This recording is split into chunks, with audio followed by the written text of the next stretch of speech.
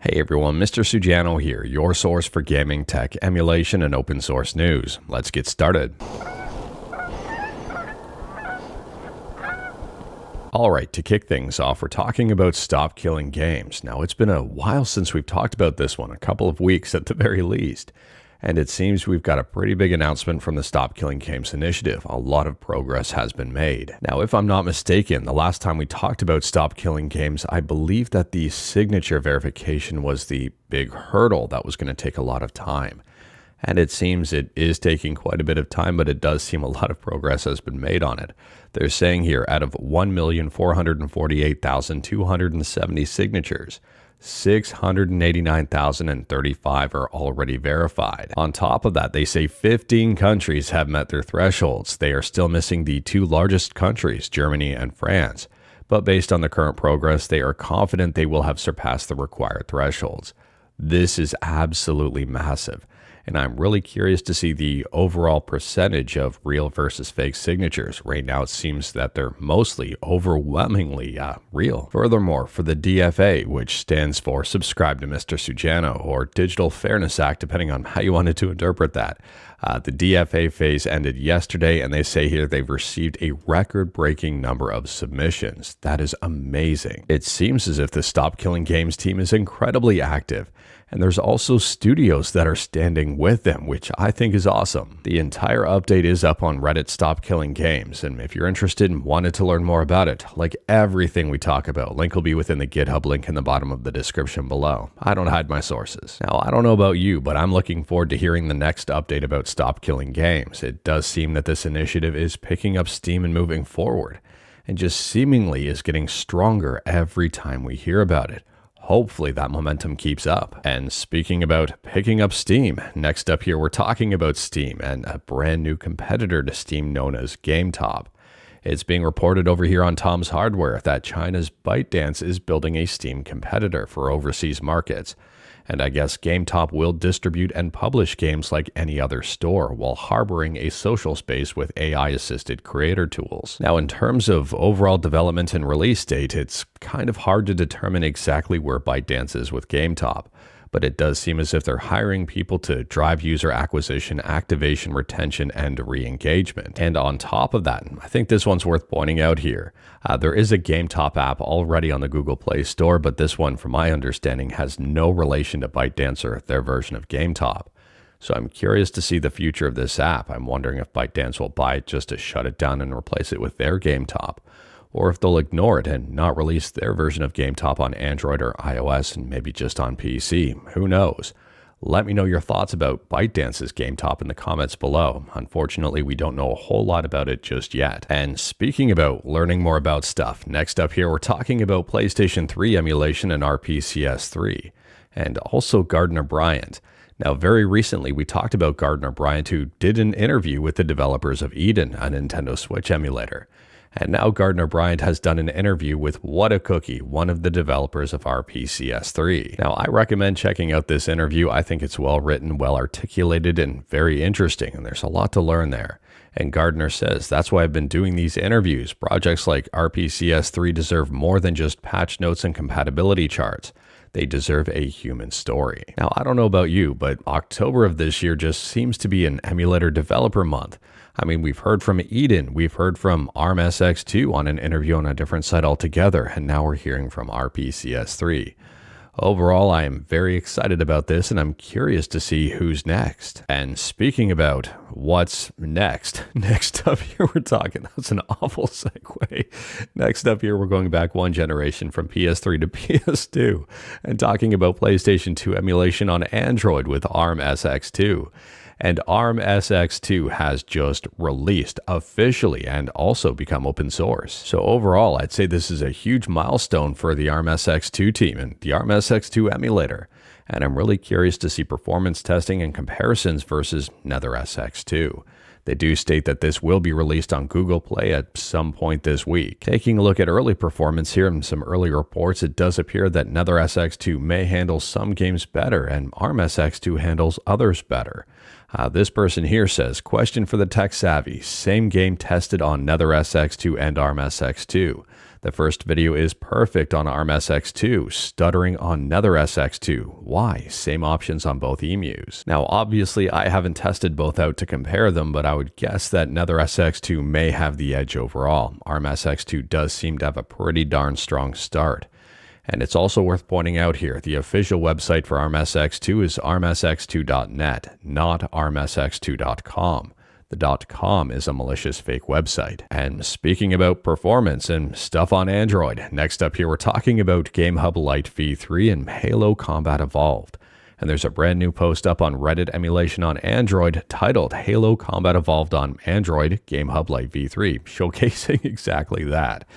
So Halo seems to be up and running very well on Android. They do post their settings here if you are interested, and they are using a Poco F6, which features a Snapdragon 8S Gen 3, so that chip is no slouch. Now, I don't know about you, but I'm a little bit more excited about Halo on Android than the recent announcement of Halo Campaign Evolved. I could be in the minority though, and that could be a hot take. Let me know your thoughts. And continuing to talk about emulation on Android, next up here we're talking about PS Vita emulation on Android with Vita3k, but with a fork of Vita3k. Now, I'm pretty sure we've talked about this specific fork before, but if we haven't, IKHoeyZX, I might have mispronounced that one, has forked Vita3k for Android and has continued to contribute to it and also release brand new builds. At the time of filming, version 12.5 build 16 is the latest update. So with this latest update, they've added ASTC mode for Adreno only, added deep stencil change, you need to restart the app after the change, and support VPK, although this is untested. Now, it is worth pointing out here, and they advertise it right on their GitHub, this is not the main repo for Vita3k, this is a fork of it. But this one is 100% free and open source. And for those wondering, the last update for Vita3k on Android was release 12, which released back on June 6th, 2024. Next up here, we're talking about God of War and Bluepoint and what could have been. And there is a report up on MP First talking about the first look at the canceled God of War multiplayer game. Yes, there was a multiplayer game in development, and yes, it was canceled, and yes, it looks like they missed out on something huge. Now, I don't know about you, but I would say a God of War multiplayer game probably would have done better than something like Concord. Maybe that's a hot take. Anyways, here it's very unfortunate. It doesn't seem like this God of War multiplayer game will ever become a thing, but it does seem like they were pretty far into development. And speaking about God of War, and also talking about other games that appeared on a PlayStation, next up here we're talking about PlayStation 2 and the best-selling games on the PS2. There is a list published. I'm about to scroll up here, but just take a moment and guess, maybe think of your top 3 games that would be the best-selling on the PS2. You might be right and you might be wrong. And I'm not going to lie here, seeing Final Fantasy X in 17th place was a little bit lower than what I would have expected. God of War is sitting in 19th place. If I scroll up, you're probably not at all surprised with numbers 1 and 2 and 3. Grand Theft Auto San Andreas is the best-selling PS2 game of all time, followed by Vice City and then Grand Theft Auto 3. Let me know your thoughts about this one in the comments below. Now, I don't know about you, but a couple of surprises on this list included Jam Pack series. I was very surprised it was so high up. And I was also kind of surprised that Gran Turismo 3 wasn't higher on the list, considering it was a pack-in game for a bundle. I mean, my PS2 was a Gran Turismo 3 version. Anyways, here overall, just let me know your thoughts on this list. And speaking about hearing thoughts, next up here, we're talking about Capcom and their decision to have a pay-per-view for the Capcom Cup Finals. An arguably very controversial decision.